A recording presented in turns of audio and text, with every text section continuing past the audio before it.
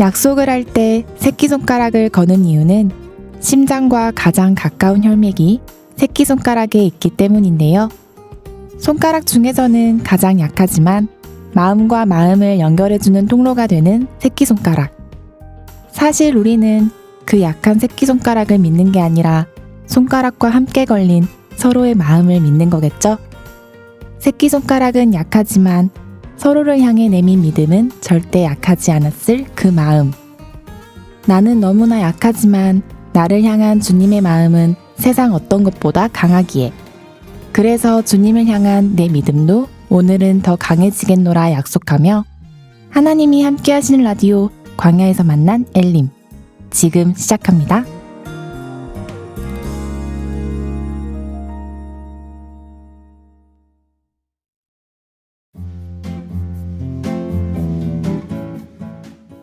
사연에 맞추어 때론 상황에 맞추어 어울리는 찬양을 소개합니다.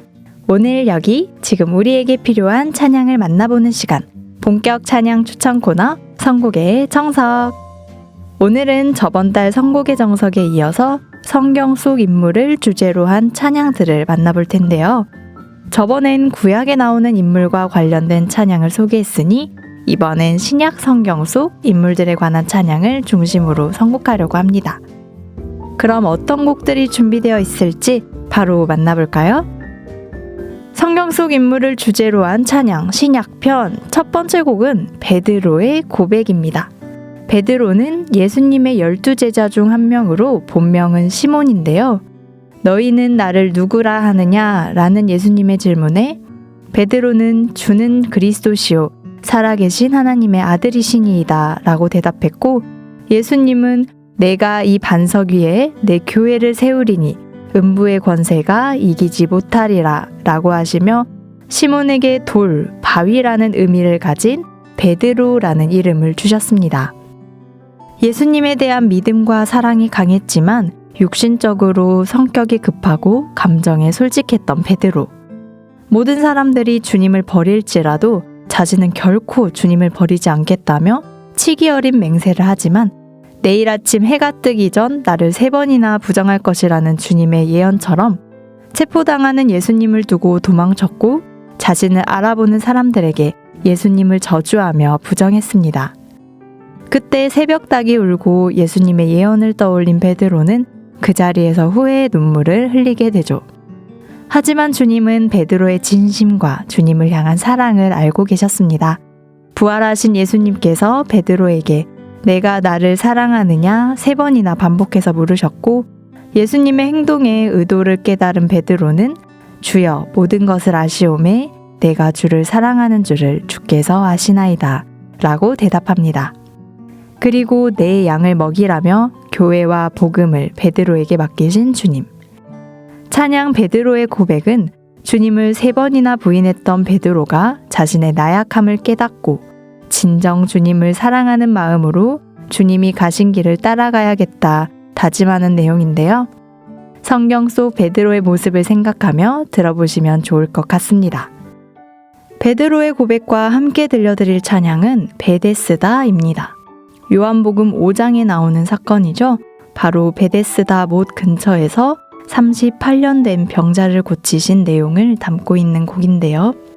찾아올 리 없는 삶에 주님이 오시고 그 주님께 낫기를 간구하는 병자의 마음과 주님을 믿는 병자의 믿음을 보시고 병자를 구원하신 예수님의 이야기를 담은 곡입니다. 말씀 한마디로 그 병자를 고치시고 그를 향한 사랑을 보여주신 베데스다 사건. 자신을 향한 주님의 사랑과 기적을 체험한 병자의 입장에서 노래한 찬양입니다. 성경 속 인물을 주제로 한 찬양 신약편 베드로의 고백 베데스다, 그리고 앞서 말씀드린 사건이죠. 내가 나를 사랑하느냐 내 양을 먹이라. 요한복음 21장에 나오는 베드로와 예수님의 대화를 담은 찬양 요한의 아들 시몬아, 함께 듣고 오겠습니다.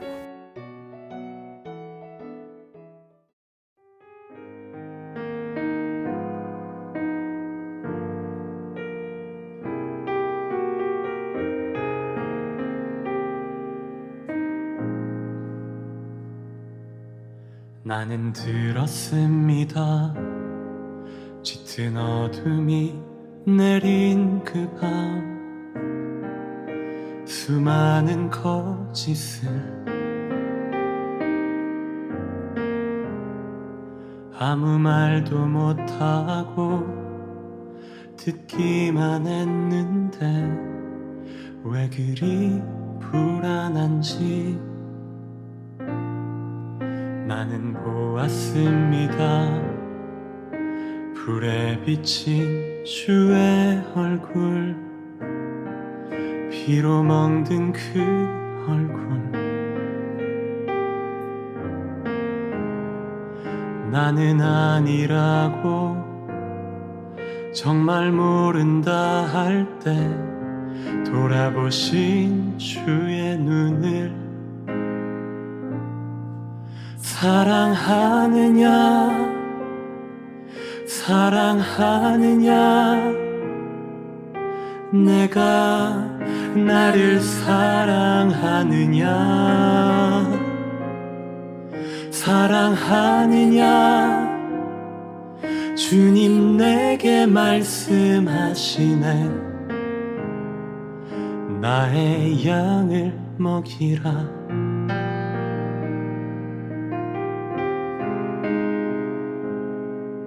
나는 들었습니다.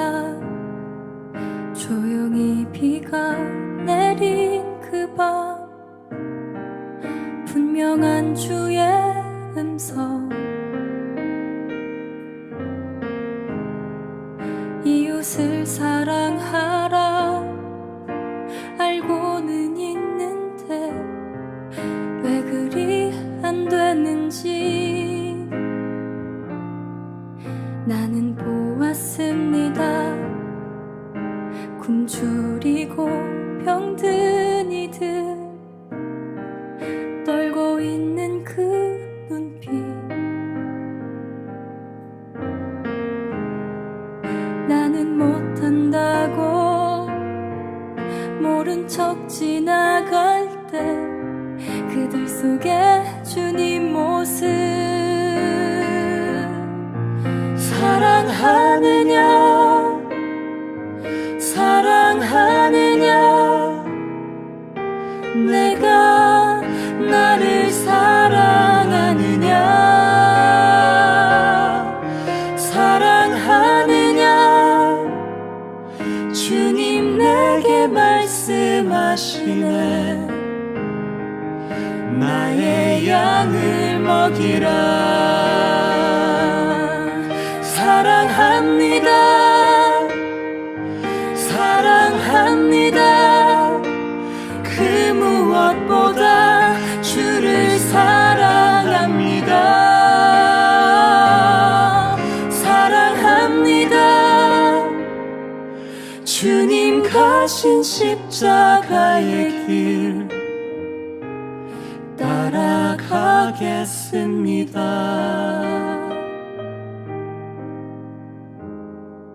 주를 사랑합니다.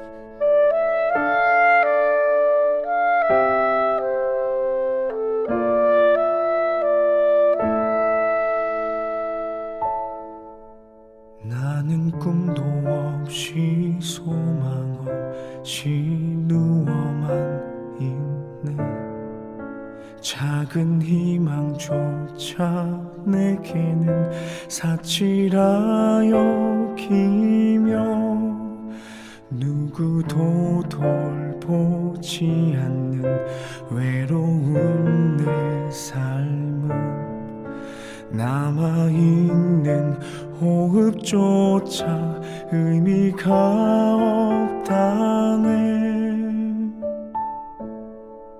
찾아올 리 없는 삶에 주님이 오셨네 나는 남은 힘을 다해 그분께 외쳤네 내가 낫기 원합니다.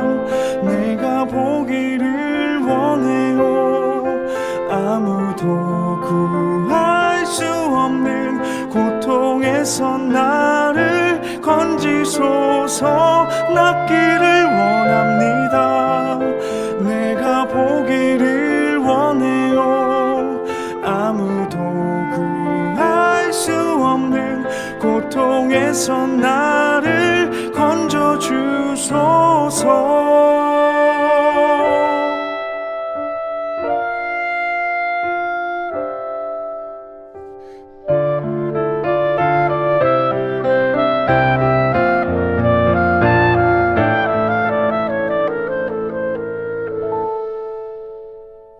누구도 돌보지 않는 외로운 내 삶은 남아있는 호흡조차 의미가 없다네. 찾아올 리 없는 삶에 주님이 오셨네. 나는 남은 힘을 다해 그분께 외쳤네. 내가 낫기를 원합니다. 내가 보기를 원해요. 아무도 구할 수 없는 고통에서 나를 건지소서. 낫기를 원합니다. 내가 보기를 원해요. 아무도 구할 수 없는 고통에서 나를 건져주소서.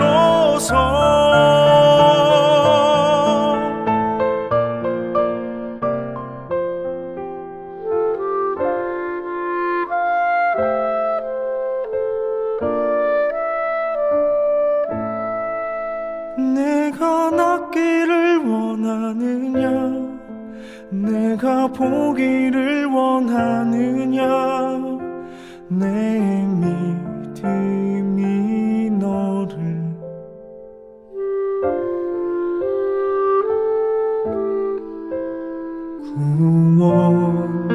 구원하여 노라.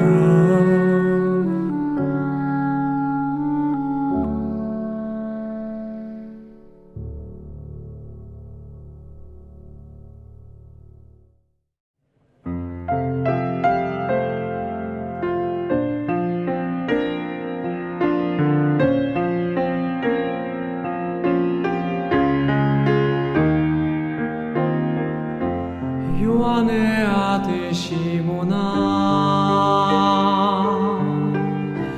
내가 다른 사람들보다 나를 더 사랑하느냐 하고 주님이 물으셨네. 요한의 아들 시몬아, 내가 다른 사람들보다 나를 더 사랑하느냐 하고 주님이 물으셨네. 그때 나는 주께 대답했네. 내가 주를 사랑하는지 주님께서 하십니다. 주님께서 내 마음 아시리.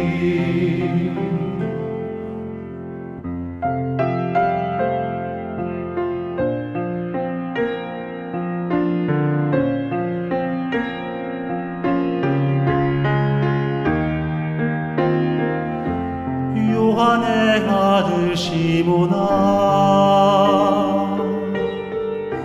내가 다른 사람들보다 나를 더 사랑하느냐 하고 주님이 물으셨네. 내게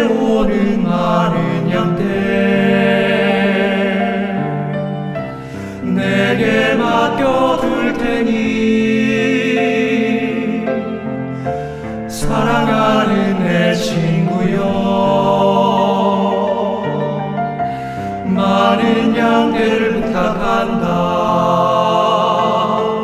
그때 나는 주께 대답했네 내가 주를 사랑하는지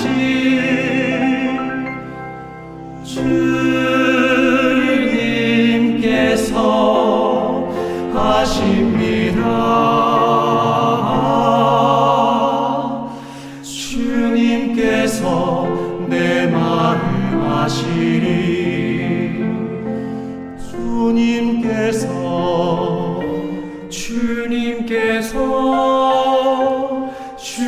주님께서 내 마음 아시리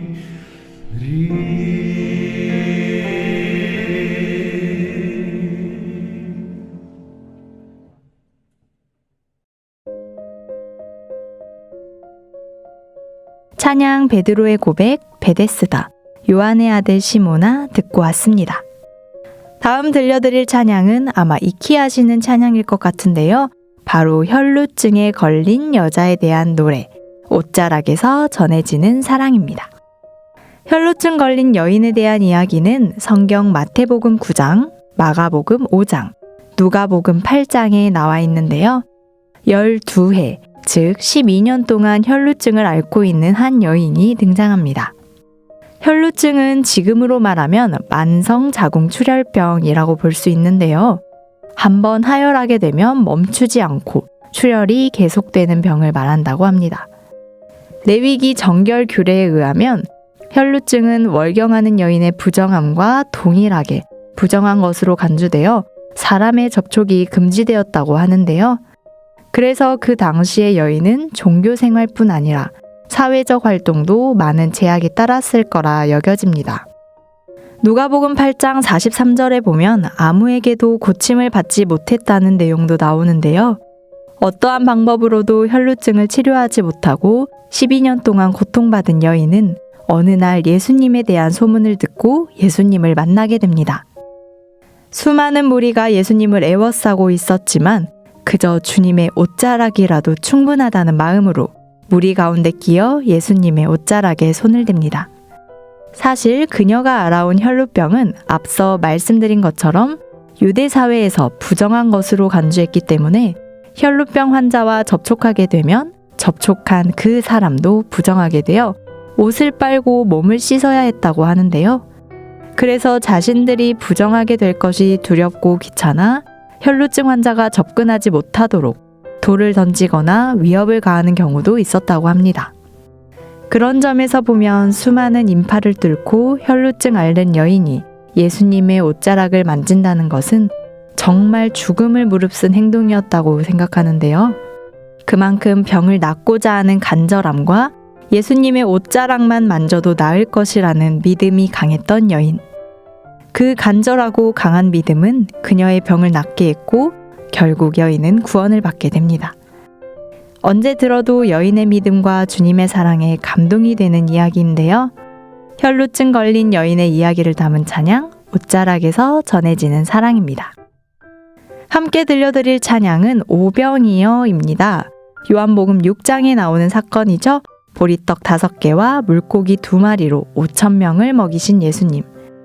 그때 주님께 보리떡 5개와 물고기 2마리, 즉 자신이 가지고 있는 전부를 드린 한 아이가 나오는데요. 나누는 사람에게는 자기 것을 찢는 희생과 아픔이 있지만 그 완전한 나눔을 통해 예수님께서는 세상의 가치로 매길 수 없는 참된 기쁨을 주셨습니다. 작지만 소중한 전부를 드린 아이의 마음과 그 마음을 통해 일하신 주님의 능력을 노래한 찬양인데요. 성경 속 인물을 주제로 한 찬양 옷자락에서 전해지는 사랑과 오병이어, 그리고 디모데후서 4장에 나오는 바울의 고백을 녹여낸 찬양 죽으면 죽으리라 함께 들으면서 오늘 선곡의 정석은 여기서 마치려고 합니다.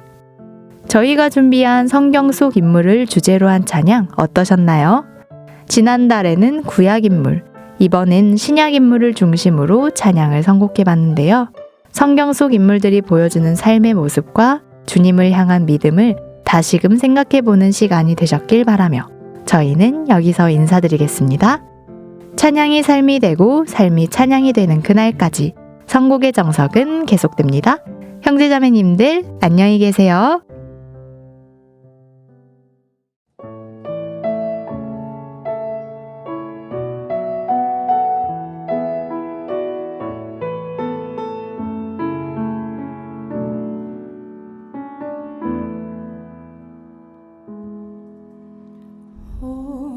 오래전부터 날 노르는 내 안에 깊은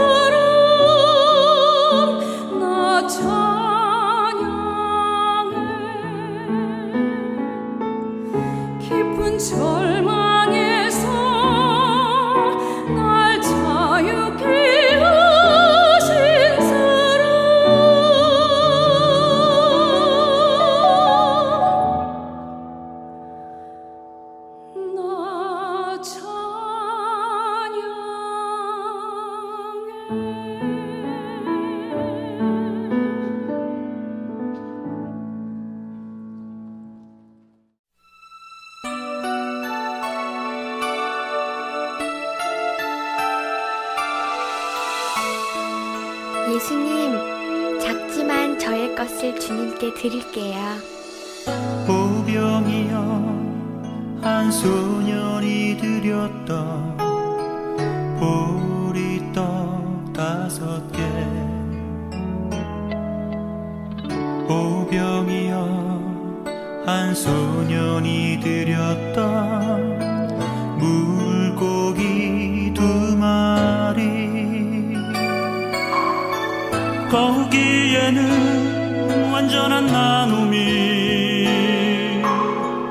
거기에는 참된 기쁨이, 나누는 사랑에는 자기 것 짓는 희생과 아픔이 있지만, 그곳엔 평안과 기쁨이 있어. 그곳에 감격과 확신이 있어. 세상의 가치로 매길 수 없는 놀라운 힘이 있어요. 우리의 것을 드려요. 우리의 보병이여 드려요. 작지만 소중한 우리들의 보병이여 드려요.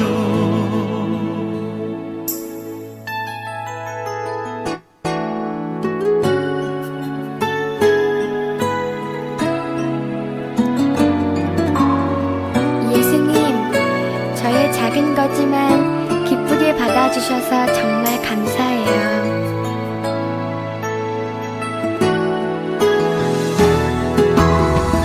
거기에는 완전한 나눔이,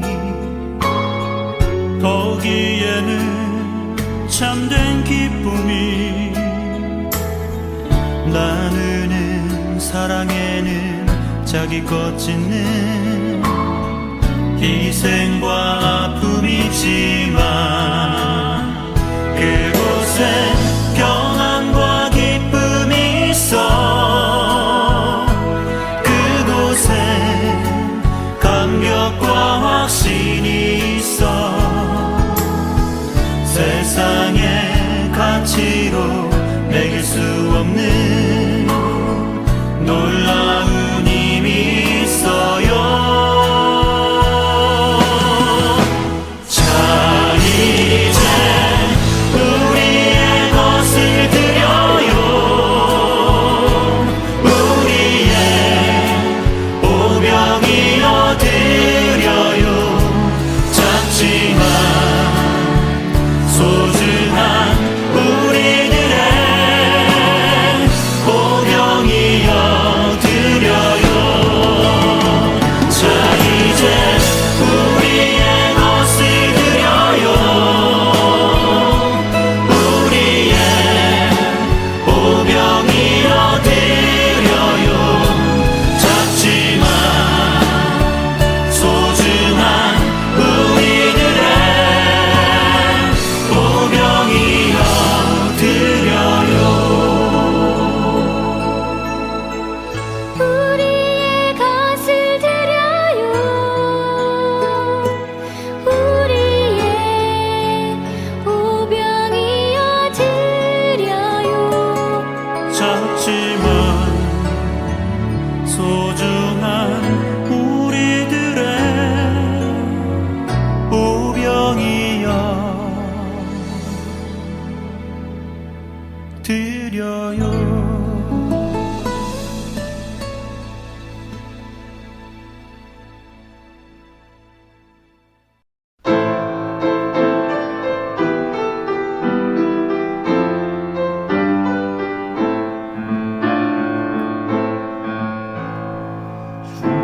위해 살아가는 것 쉽지만은 않아요. 나의 욕심 부와 명예 내려놓아야 하죠. 하지만 걱정하지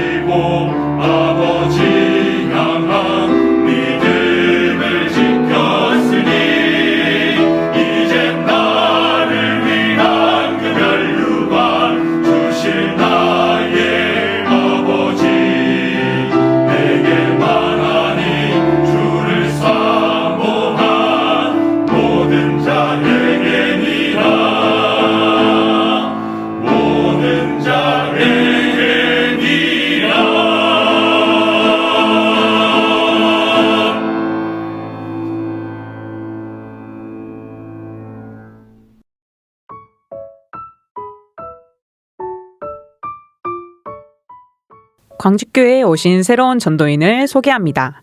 후아유 2021. 오늘 모셔온 손님은 바로바로 8월 16일에 부임하신 김현영 목사님이십니다. 와, 어서 오세요. 안녕하세요. 안녕하세요. 목사님, 당신은 누구십니까? 자기소개 부탁드립니다. 예, 저는 1990년 7월 7일 광주교회에서 말씀을 듣고 구원받은 김현영 형제입니다. 네. 네, 감사합니다. 네, 함께 해주셔서 정말 감사하고요. 제가 듣기론 필리핀에서 선교를 하시고 돌아오신 것으로 알고 있어요. 그래서 간단하게 어디 계셨고 얼마나 계셨었는지 설명을 좀 해주실 수 있을까요? 예, 제가 필리핀 해외 선교사로 2014년 7월 15일 날 발령이 돼서 필리핀에 갔다가 2021년 올해 7월 31일자로 이렇게 선교회 사역을 마치고 한국에 들어오게 되었습니다. 그리고 필리핀 사노세 델몬테라는 지역에서 선교 사역을 하게 되었습니다. 오. 네, 목사님께서 이렇게 한국에 돌아오신 지 어느덧 3개월이 되어 간다고요. 한국에 돌아오신 소감 혹시 있으실까요? 아직도 익숙치는 않거든요. 여기 들어오게 된 것도 이렇게 너무도 갑작스럽게 들어왔던 터라서 지금도 적응 중에 있습니다. 그래서 소감이라고 하기에는 아직도 잘 모르겠습니다. 배워가고 있는 입장이라서요. 예, 기도해 주셨으면 좋겠습니다. 네, 알겠습니다. 네, 그러면 목사님 또 다른 질문이 있는데요. 목사님께서는 언제 그리고 어떻게 전도인이 되셨을까요? 2011년 10월 7일 날 교회에 부름받고 서울중앙교회에서 전도인의 길을 가게 되었습니다. 또 뭐 물어봤죠? 어떻게 전도인이 되셨을까요? 교회에서 불러서 됐는데요. 네. 그렇죠. 네. 맞죠. 네. 몰아갈 수 없는 하나님의 힘이 있었던 것 같습니다. 제가 원래 꿈은 다른 게 있었고 그래서 그 꿈을 실현하기 위해서 사업을 하고 있었는데 교회에서 부름을 받고 거절할 수 없는 힘에 계속 작용이 됐던 것 같아요. 그래서 몰아가는 하나님의 힘의 앞에서 순종하고 교회에 들어오게 되었습니다. 네, 나눠주셔서 감사합니다. 네. 네, 그럼 목사님 목회하실 때나 또는 해외 선교 하실 때 여러 상황이 있었을 것 같은데요. 그 중에서 가장 기억에 남았던 순간 말씀해 주실 수 있으실까요? 필리핀 선교 사역을 할 때 하나님께서 보내주신 까마귀를 참 많이 경험했던 것 같아요. 그러니까 약 2800년 전에 하나님께서 까마귀를 명하사 엘리야를 먹이셨다 그랬는데 필리핀에 들어갔던 그날부터 하나님께서 계속 보내주신 까마귀가 있었던 것 같아요. 네, 그게 생각이 많이 납니다. 그러면 구체적으로 뭐 딱 하나 말씀해 주실 수 있으면 까마귀를. 네. 필리핀 들어간 다음 날 지금 현재 필리핀에 살게 됐던 집으로 가게 됐는데요. 저도 저희 가족들도 처음이었었는데 거기에 이제 태풍 때문에 전기도 없고 물도 없고 아무것도 없고 먹을 것도 없었어요. 이제 그런데 그날 밤에 3시간 반 정도 떨어진 곳에서 한 선교사님 부부가 오셔가지고 먹을 것을 가져오셨거든요. 사실은 그때 전기도 없고 물도 없는 아무것도 없는 상황에서 이불 하나도 없는 상황에서 아이들과 함께 주인집에서 촛불 하나 주시고 그거에 둘러앉아서 어떻게 해야 될지 몰랐던 상황이었는데 하나님께서 까마귀를 보내주셨어요. 그런데 그 이후로도 사실은 계속 그런 일들이 있었던 거거든요. 그래서 필리핀 선교가 힘들지 않았던 것 같습니다. 힘들어도 힘들지 않았다고 해야 되겠죠.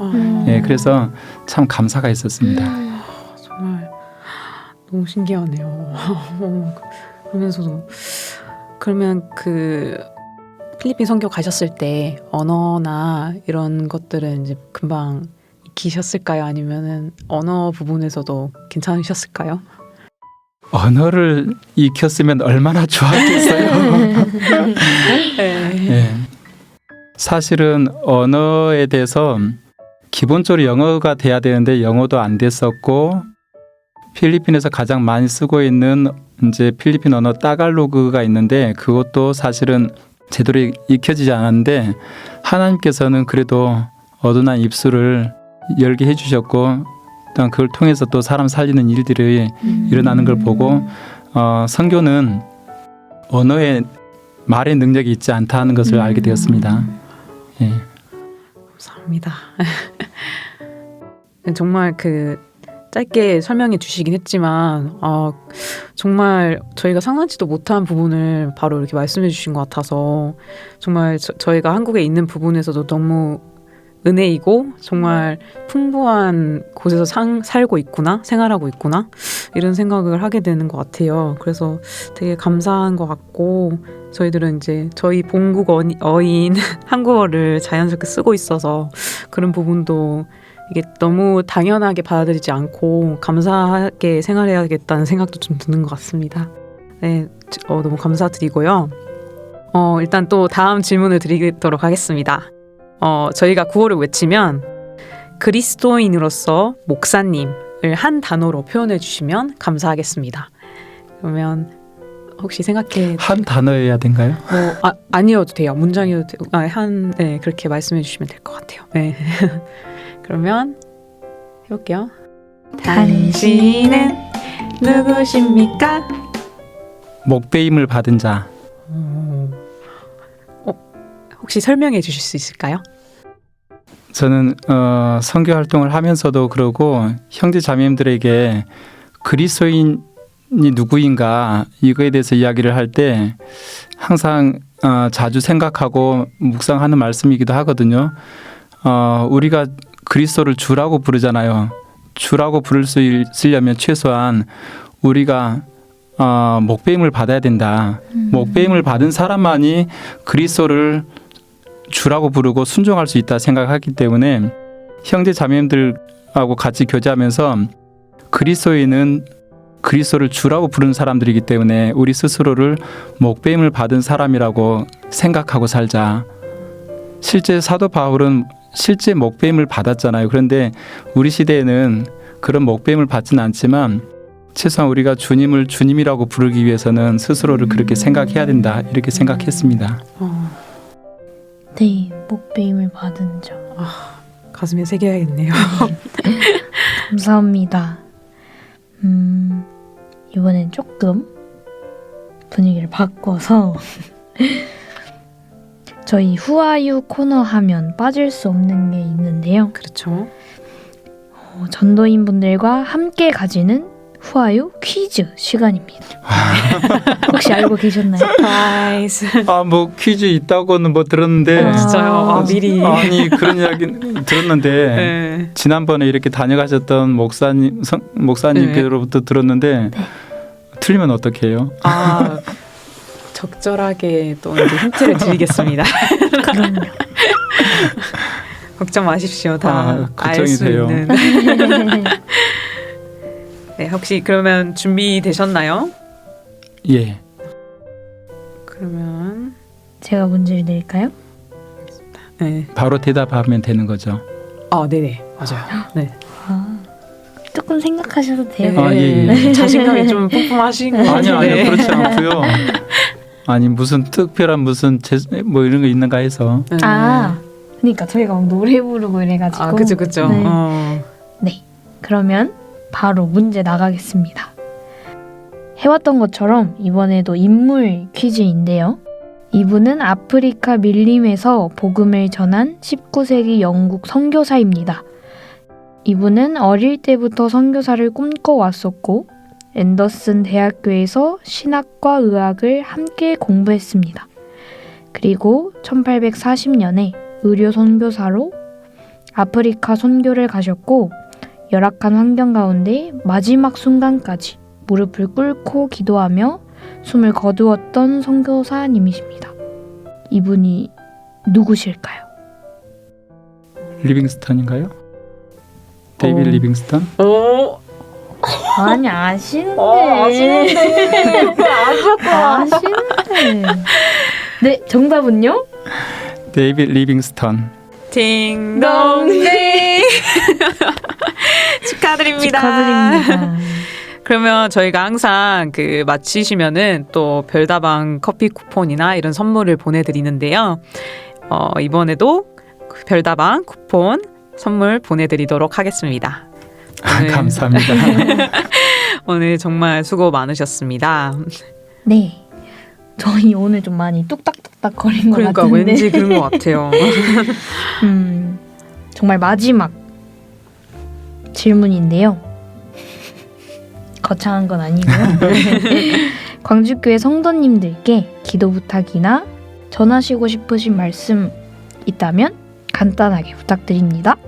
사실은 처음에 말씀드렸듯이 한국에 들어온 게 너무도 갑작스럽게 들어왔거든요. 이제 3년 만에 한국 정기 방문으로 들어왔다가 자매가 갑자기 뇌 수술을 받게 되는 바람에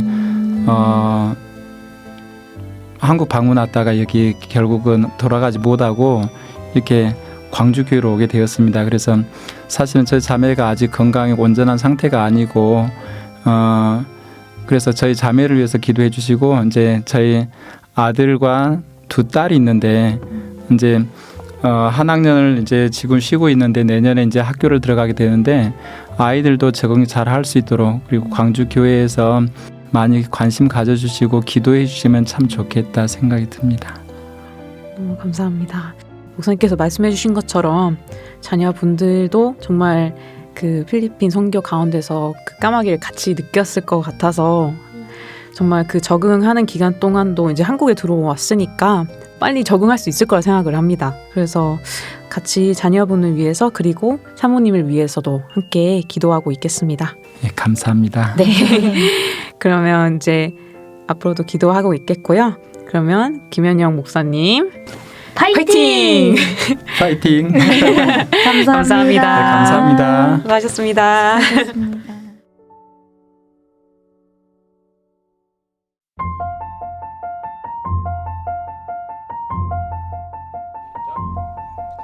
성도님들 안녕하세요. 초등부에서 교제하고 있는 남혁진 형제, 김대현 형제입니다. 오랜만에 초등부에서 엘림으로 성도님들께 인사드리게 되었는데요. 그동안 초등부에서 어떤 활동을 했는지 성도님들께 알려드리고자 합니다. 혁진 선생님, 초등부에서 어떤 일이 있었죠? 많은 일이 있었죠. 오늘은 그 중에 하나인 6학년 수련회에 대해 이야기해보려고 하는데요. 혹시 성도님들 얼마 전에 6학년 아이들이 광주에서 담양교회까지 걸어갔다는 이야기를 들어보셨나요? 정말요? 아이들이 많이 힘들었겠는데요. 거리가 어느 정도나 되나요? 20km 이상을 아이들이 걸었던 걸로 알고 있습니다. 저도 옆에 있는 대현 선생님과 함께 걸었었는데요. 굉장히 힘들었지만 아이들과 함께해서 너무 좋은 시간이었습니다. 대현 선생님도 그러지 않았나요? 네, 저도 힘들었지만 아이들과 함께해서 정말 즐거웠던 것 같습니다. 특별히 6학년 아이들과 함께 걸어가기를 했는데요.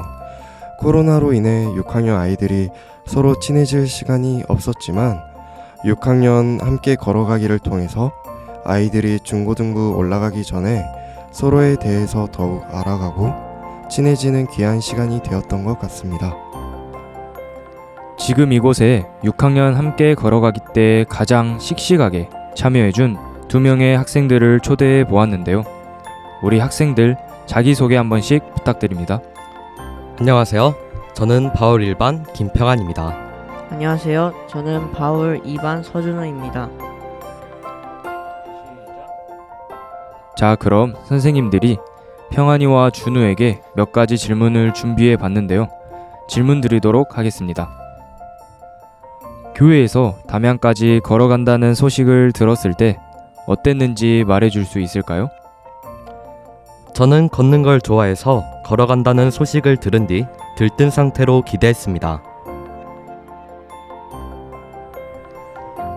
저도 중학교 1학년 형들처럼 걷는다는 생각에 설렜습니다. 그러면 함께 걸어가기 전에 가장 많이 걸었던 순간이 있다면 언젠가요? 외갓집 가는 길에 기차역에서 내려서 외갓집으로 가는 길에 제일 많이 걸었던 것 같습니다.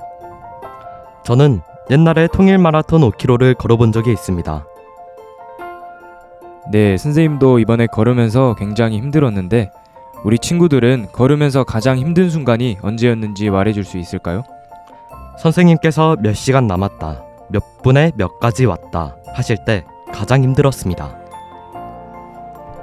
저도 걸으면서 분반쌤이 거의 다 왔다고 말을 하니까 처음에는 이제 끝이구나 생각을 했는데 선생님이 다 왔다고 하는데 계속 끝이 안 보이니까 선생님이 말할 때면 더 힘들었습니다.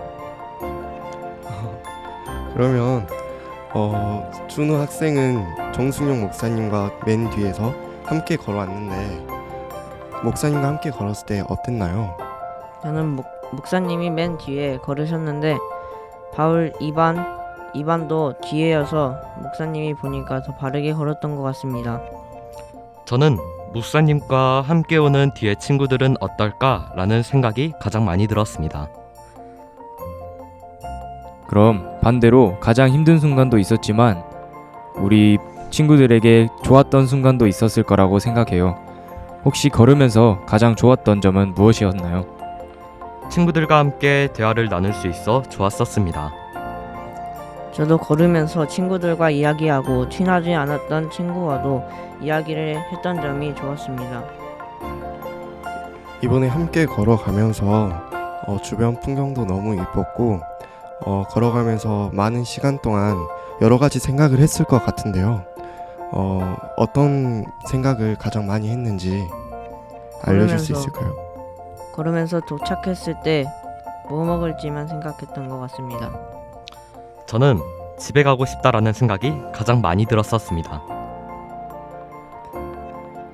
그럼 이 걸어가기라는 것을 목사님께서 이걸 통해 어떤 점을 친구들에게 주고 싶었는지 알려주고 싶었는지 알 수 있을까요?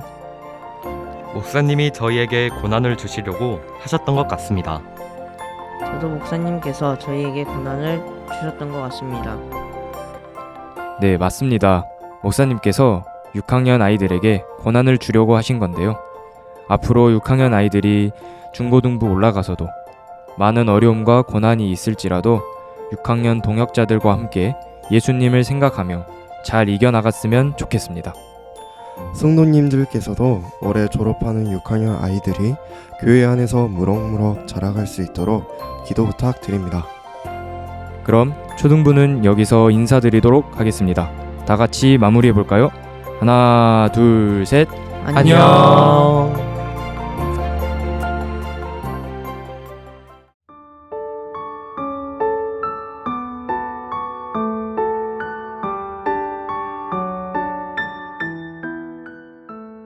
질그릇을 만들 때는 식물의 재를 물에 타서 만든 잿물을 바르지 않는다고 합니다. 오로지 지능만을 가지고 만들어 뜨거운 가마에 굽기 때문에 다른 도자기들과 달리 겉면에 윤기가 없다는 게 특징인데요.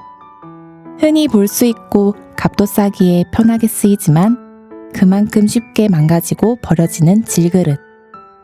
하나님은 나에게 질그릇이라 말하십니다. 그리고 이 연약하고 볼품없는 그릇에 보배를 담아 놓으셨다 말씀하십니다. 잿물도 바르지 않았지만 그래서 반짝이는 윤기도 없지만 주님은 나를 쓰신다 하셨습니다.